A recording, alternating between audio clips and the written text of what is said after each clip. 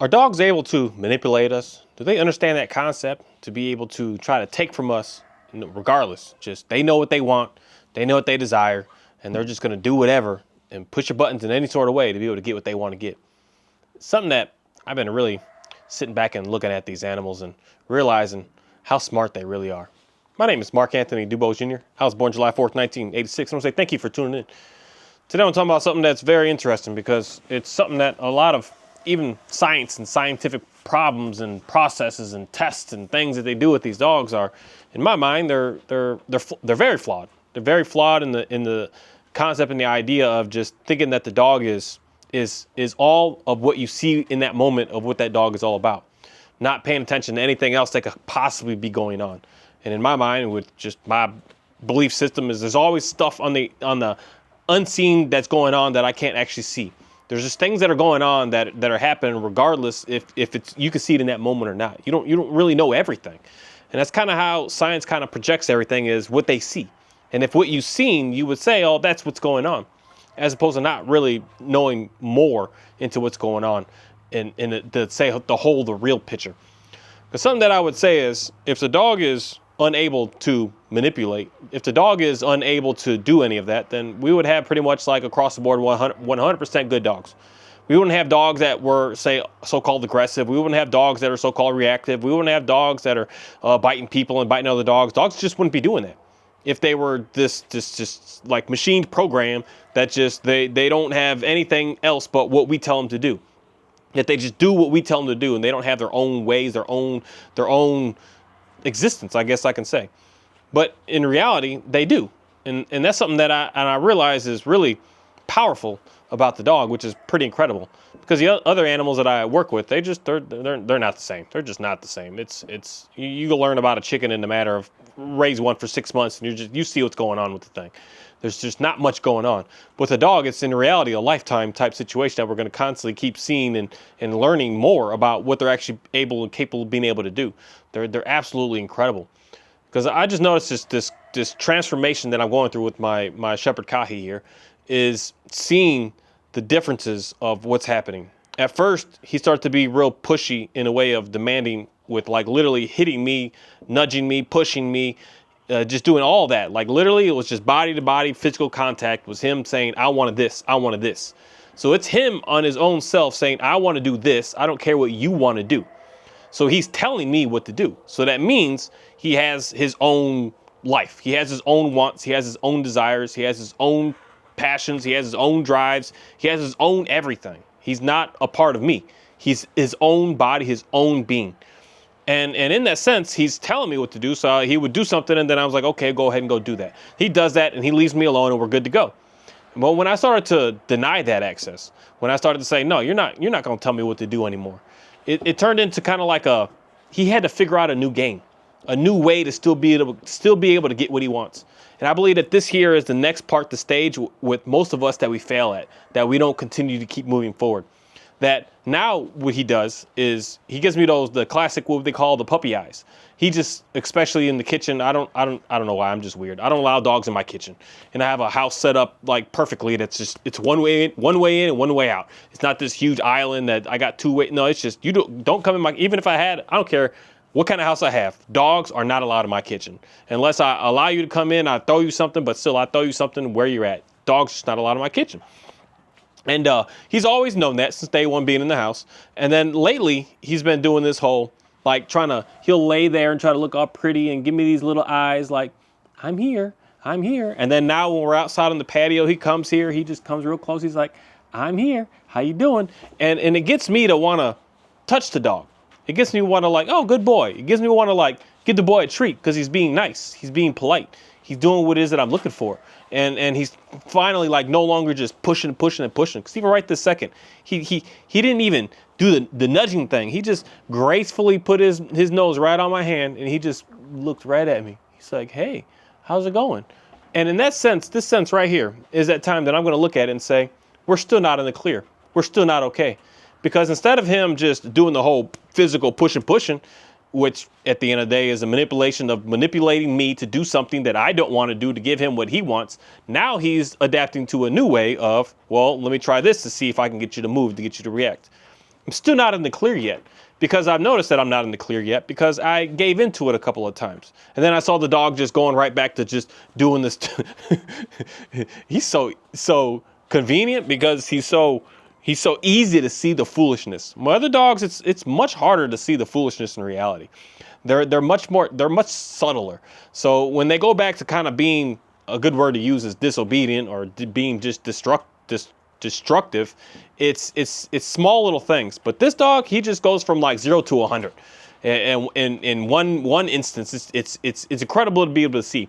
And I noticed that because I would touch him, or I'll do something to him to be like, oh, come here, and I'll do that, and then he would just go right back to just this chaos. So I was like, whoa, this dog is still, again, a word that I want to use is manipulating me.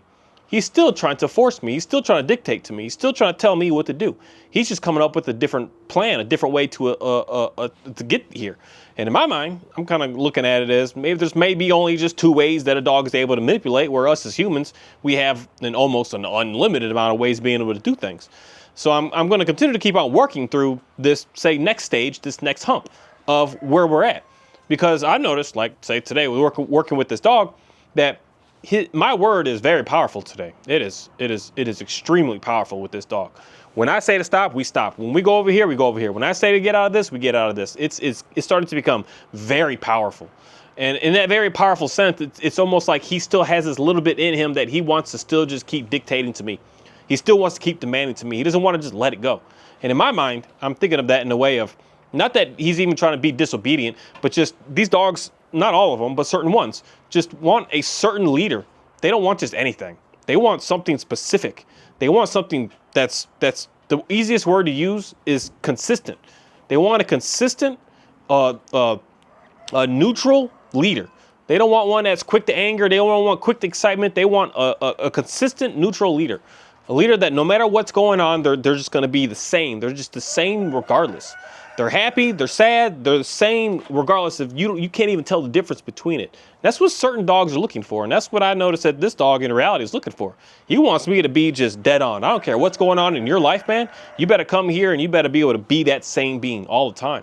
So he's in reality pushing me to be a better person. But I've just noticed this, that on the side of him being more pushy, it's easy to see. But the side when he's trying to be so overly submissive looking, I guess is the word to use. Overly just like, please just, it's okay, it's all right. Because I wish that I got to get a 360 camera so you could just see certain things that are just going on. But you can just see how he's standing here right now looking at me. He's just looking at me like, hi, it's okay. Like, I love you. I want to be with you. He's just doing all that. And if I give into that, in reality, that's me just taking 10 steps backwards of still allowing him to be able to have that control. And not really reading it in the correct way of him just trying to take from me. Him trying to just keep on pushing me around. And in reality, for most dogs, that probably doesn't matter. But for me personally, the way I'm really looking at these dogs right now in this specific situation is this, I would want to establish myself with all dogs, regardless if they're not as, say, extreme as what this dog is compared to my others. Because I have noticed a neutral all around with all my other dogs, things are getting much, much, much better. Because I'm not giving in to all this the word I want to use is just foolishness. The way that the dog is trying to tell me what I should do to be able to do for it. That's not the proper roles. And it's the same way, the proper roles of marriage, the proper roles of employees and employers. There's proper roles to be able to make sure that things going to be smooth. And the proper role in my role with my dog is I'm the one in reality at a pretty much 100% stance saying we're doing this. Okay, we're not doing this.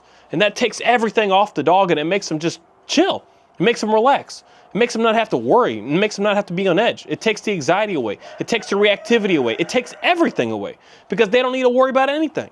I got everything taken care of for them. I got every bit of everything that they possibly need. If they're nervous, come with me. If you're excited, come with me. If you're not sure, come with me. If you're trying to figure it out, come with me. They're coming with me regardless with everything. And it just takes everything. The stress is gone. Stress is gone. It's the same as, especially if you grew up in a household with, I don't care if you're a single parent or had 15 different mamas and daddies. If you had food every day, you had shelter every day, and they weren't fighting about money and all that, you lived a good childhood. You didn't have to worry about the food. You didn't have to worry about anything. But then when you have to start to worry about it on your own self, you get that new stress that comes on you. Man, it's like that reality hits. But at first, when it wasn't there, you were just living. That's why everyone could say, oh, I wish I could go back to being a kid again. It's because all that was taken care of. It was taken care of for you. So you didn't have no stressors. You didn't have no problems. You didn't have no issues. You didn't have any of that because it was taken care of. And everybody wants to go back to that. But in reality, it's just the unfortunate thing is we're just adults and we got to move on and we got to deal with it. But for my dog, I never want them to have to grow up and have to deal with it. They're always going to be under my leadership of me being able to take care of them.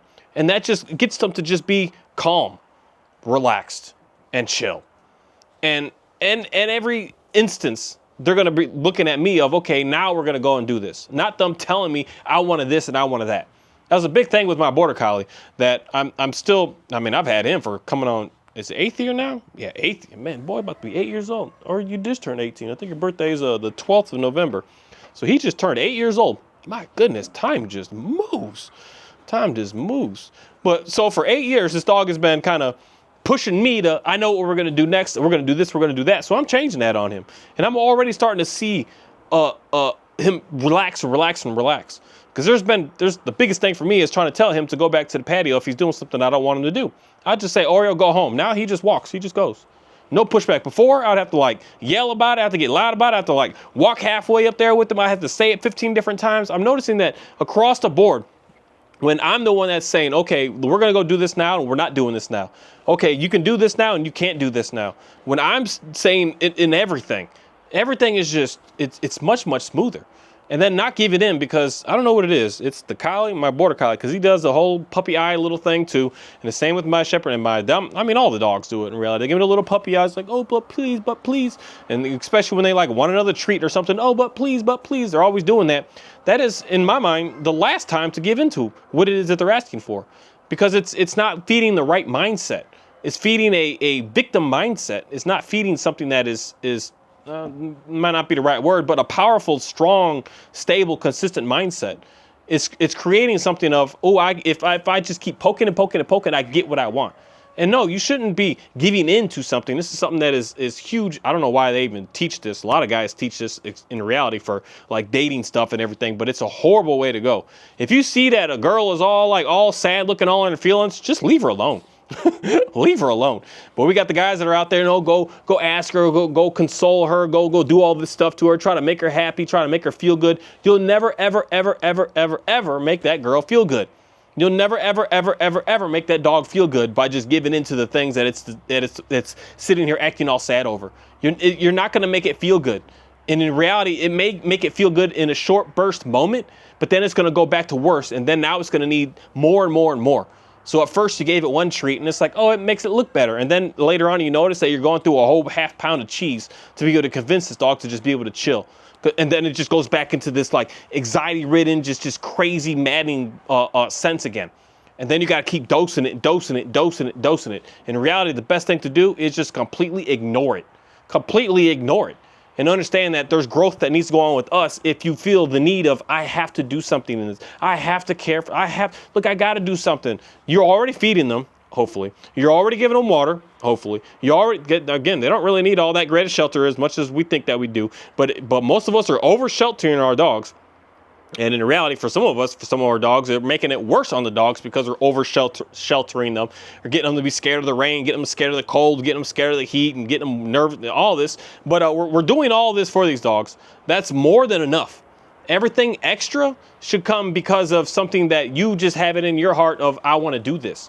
Not because of how they're pushing you around, not because of how they're begging at you enough, not because of any of that. Anytime that we're giving in that sense, that's where the relationship is off. It's not right. And that's where I'm going to say is relationship isn't even involved, because that's when the dog is just demanding and taking from you. And it doesn't give a crap about anything that's going on with you. It's just taking. So, I got it this time. Well, let me try it again for the next time, then the next time. And then it keeps getting worse. And then you got the dog that's in the house doing what? Anxious. It's eating up, breaking out of the crate. If you keep them in crates, it's breaking out of the rooms. It's eating up the drapes. It's eating up the blinds. It's eating up the couch. It's eating up the baseboards. My goodness, I've seen dogs do everything in house. I never forget one of my I still got a picture of it, a couch that a guy, this little girl, man, it was a beautiful little dog, but she just ripped the entire couch apart. And it was almost like, I'm going to keep going at that couch because I know that's the thing that you really care about. And the dogs know how to poke that hole at that thing that knows how to get us to react, to get us to just move. And he's like, I'm not buying a new one. I'm not fixing. I'm not doing nothing until I can get help with this dog, because she's just going to do it to the next. And I'm like, she sure will. And especially if you spend any money on the next one, she's going to destroy it. So he just left the couch and said, you know what, we're going to work through this. And thankfully, the dog was able to work through it, to be able to get through that anxiousness of being alone. That anxiousness of being alone is there because of all this silliness that we're just giving into the dog when we shouldn't be giving into. That's the part of the where I would say is the manipulation that the dog is doing, of it's trying to do what it can to get happy. And get happy is not anything on this planet should be worrying about. Being able to be content, being able to be satisfied. And the dogs are pushing us for that. They're pushing us and pushing us and pushing us and pushing us and just constantly pushing all day long. And at some point, when you just stop pushing, you stop giving in any of that, then the dog just, in reality, the best way I want to look at it is gives up. It gives up. And it says, you know what? You're running the show. You know it's good. So when you got the food, you give it to me. I'll wait and I'll hang out for it. When you leave and you go to work and you're gone all day, I'll hang out. You know, I'll wait because that's just what you told me to do. I'm just going to wait and I'm going to hang out. But when it's the roles are reversed, the dog's going to be in the house going absolutely insane. And then you get home, the dog is going insane times 10 again. And then you got this dog that you can't even sit down and make a meal, that you're rearranging your entire life because of the dog in your house. You can't do anything. You can't even leave it in the back room because it's barking and scratching at the door and going crazy. You can't do anything with it because it's just going absolutely wild. And it's going wild because it's the one that's running the show. And it may not be running the show in the sense of the easiest way for me to say it is you're in danger. Because for me, with my dog, Kahi here in specific, it was kind of easy to see what's going on because for me, like straight up, I felt like my life was in danger. Not just the concept of he might nibble here, he might take that, he might put a couple of stitches in me, but the intensity that this dog had was I'm not going to allow you to move if I don't want you to move. So it was easy for me to I got to do something here. It's not so easy when the dog is just sitting there giving you little puppy eyes. When it's just like, oh, please, please, please, please, please. It's not so easy to realize and see it in that sense. So for me, I realized that it started off with that sense of, hey, I'm in danger, to the point of now I can see the other side of it, of him still doing the same things, still wanting the same outcome, but just doing it in a way that it seems less threatening. So it seems innocent. It seems like, oh, I'm helping him. But in reality, I'm only going to continue to keep on making it worse. Because right now, that's so hard for me to get, this camera would be better if it could do a 360, which it can't. It can only do a 180.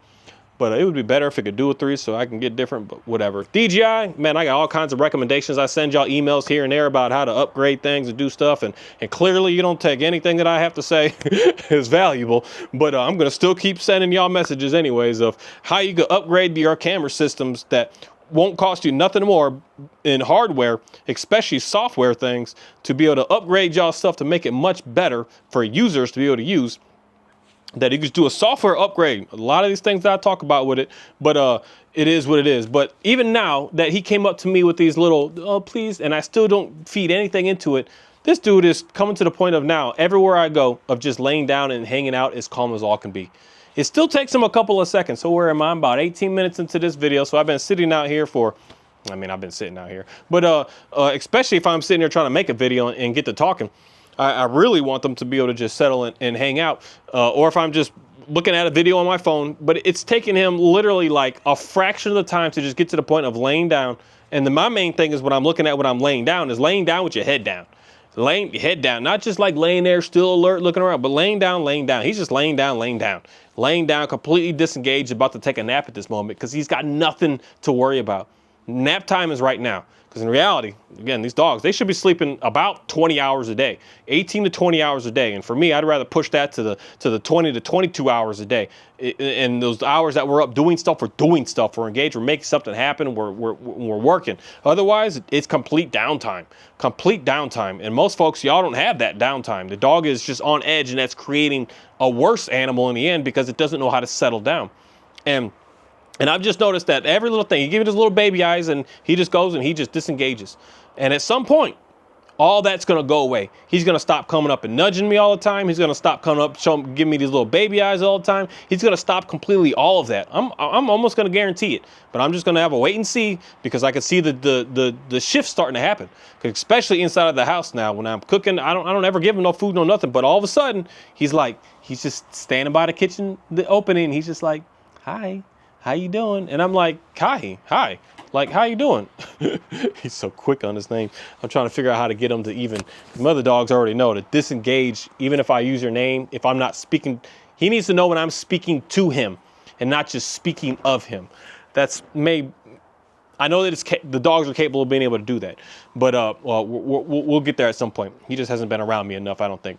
But he's coming here doing all this extraness. So it's like he's just switching up what he does. At first, he came with the more hostile sense of, you better give me that or I'm going to put my mouth on you. And I'm like, whoa, okay, that's clear to be able to see something's wrong here. But now he's coming at me in you better give me what I want or I'm going to continue these little baby eyes. And they're trying to feed into, they're incredible. They're trying to feed into our soul. They're trying to feed into us of just like a demand. It's still a demand. And I'm just doing my best to just not give in to any of it, not give in to nothing. That's why I love being able to give food and stuff to my Dalmatian is still a little off, but my collie, Johnny, is good, and my Pyrenees is probably the best when I just give him food. And I just give him stuff when I feel like giving him stuff, because I'm always carrying eggs in my hand. I'm always have extra stuff, and those dogs are all. Just a random rooster just running across. He got a bum foot because he got stuck on the fence the other week. He's recovering. Sorry, that was just random to see. His dude was running so fast. I wonder what it was. But I always have random stuff on me, so I'm holding food and holding items that they know is food. And those dogs just leave me alone. But the other ones, I pick up an egg and they're just hounding me. Like, you better give it. You better get it. Is that mine? Is that? And it's like, no, it's not yours. It's not yours. Because sometimes I get eggs and I bring them in the house because they're for me. I'm about to eat these. They're not yours.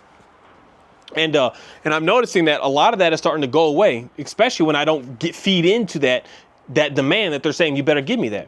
Now it's starting to change into, I have it in my hand, they look at me and they're like, oh, excuse me, what are you going to do with that? And I'm like, nothing. And then I go put it away. And then day after day after day, they start to just get completely disengaged. And then I'm like, oh, I'll give y'all some. I'll give you some, give you some, give you some. Now it's no longer like this dumb, because the best thing I need to get someone here to help me make some videos. But the best thing is to show it in the sense of how they start to do tricks. Especially the Dalmatian, I don't know what it is. She knows, I don't know where, she was with someone before, so they probably taught her sitting down and all these things. But she starts to do these. She starts to cycle through it all. And she has this, when I feed her, because I make them wait for their food, but she does this she'll do this flip, switch, 360, 720 style heel position thing. And I never taught her none of this stuff. I'm just telling her to wait on her food, and she starts to do just the craziest things, the craziest stuff out there. And she's so flashy with it. She's so upbeat about it. I'm just like, what the heck is going on right now? She's doing all this to get me to you better give this to me. You better do this for me. And in reality, it could look cute. It could look fun. It could look like things are going good, but it's actually not going good every single time that we're just giving into that demand. And that demand is the main thing that is something that we should all really look at. Really focus at is my dog demanding something from me, and what should I do in that moment? And that's something that is not so easy in a lot of these dogs. It looks cute, it looks fun, it looks like there's nothing going on, but in reality, they're asking something. So the biggest thing I can say here is this is the biggest thing. This is the number one way I can know how much the dog is in control and how much it's demanding from us is how the dog is acting, especially on leash out in public. If that dog is dancing on the leash at all, period, you are not in control. It's just, it is what it is. It is what it is. I don't care what anybody has to say, because I've seen this over and over and over and over and over and over and over. I can take your dog that's reactive on leash. I can take it. I can remove you. I can take that dog for a walk. Literally 10 minutes later, the dog is no longer doing that. I have done this hundreds of times. And that's how I know that it has nothing to do with the dog. It has everything to do with us as humans of what we're doing. I can take your dog and I can make it stop doing that. So if your dog is doing that, you're more than likely something at home you're doing that your dog is demanding it and you're giving into it. Because if you're the one that's say in control, you're the one that's the calm leader, you're the one that's say the leader, your dog's not going to dance on a leash out in public. It's going to stop and look at you for assistance. It's not going to just go blindly out there and just start to engage in everything. It's not going to do that. It's going to stop and it's going to say, oh, okay, well, that's scary over there. Mama, where are we going to go? Daddy, what are we going to do? Where are we going? What's happening? He's going to ask you for assistance as opposed to just going off and doing whatever it wants to do. It's doing what it wants to do. And the same thing with... So I haven't heard planes flying in a long time. Oh, maybe they shut down because the government shut down, but now they're out flying again.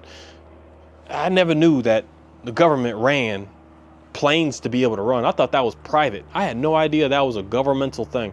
That if I'm ever president one day, I'm not going to allow that to happen. That's foolishness. Our government should not be in control of our travel like that. That should be privately owned.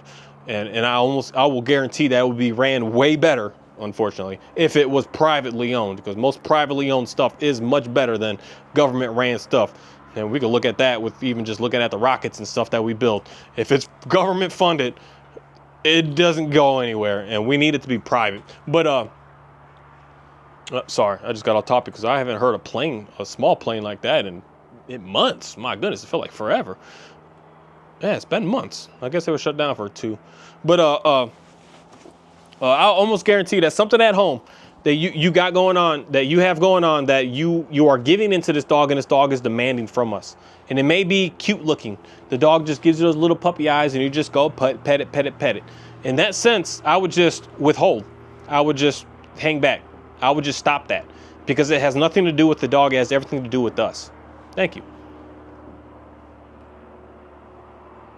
Kahi, come here. So I'm gonna see how he acts. Because the main thing with him, how do I say this? It was easy to get this dog and my border collie to be together as long as I wasn't interacting with either one.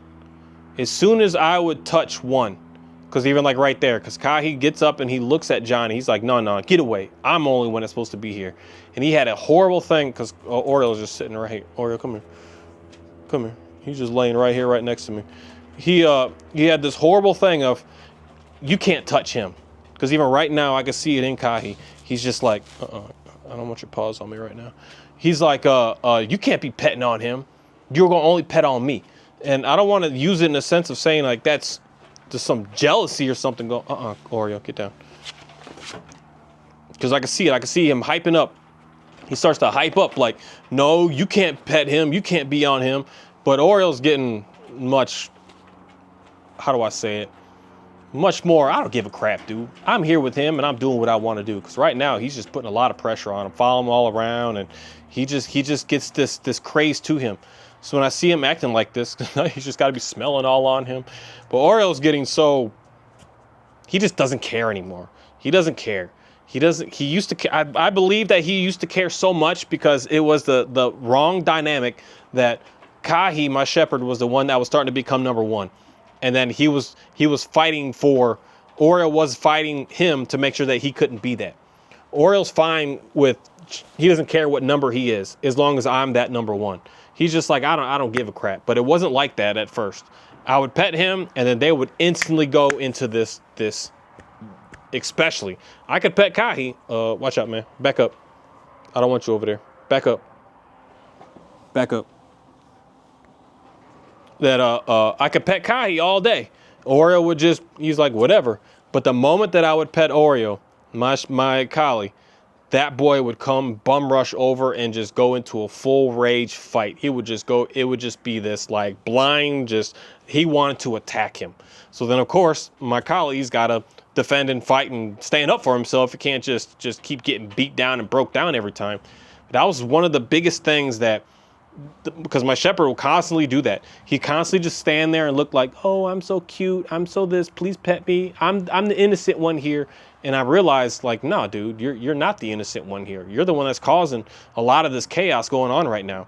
And in reality, it wasn't even him. I can't say it was him. It was me that was creating for them to have the chaos. And that's how do I say it? A beautiful thing to be able to live under, knowing that I can work on it through my own self without even having to worry about them. Because I realized something was off with me really fast. Because I don't know why, but I just did it. I put them on the patio. I went in the house. And I said, we'll see. Let's see what happens. Worst case scenario, I'll just have to patch them up and do a little my home remedies to fix them up. But best case scenario, nothing happens. And best case scenario happened. Nothing happened because they weren't fighting amongst each other. They were fighting amongst me. I was the one that was the problem. And then when I started to realize, see, that is real time right there. Because now, like, I can leave them out here. I leave them out here for hours sometimes. That I'm in the house doing what I'm doing. They're just out here. They don't have a tiff. They don't have any issues. They grumble a little bit because a lot of times Oreo likes to sit on the spot where there's the doorway to get into that back section back there. But they don't have any issues. As soon as I would come out, man, it was like you could see everything change.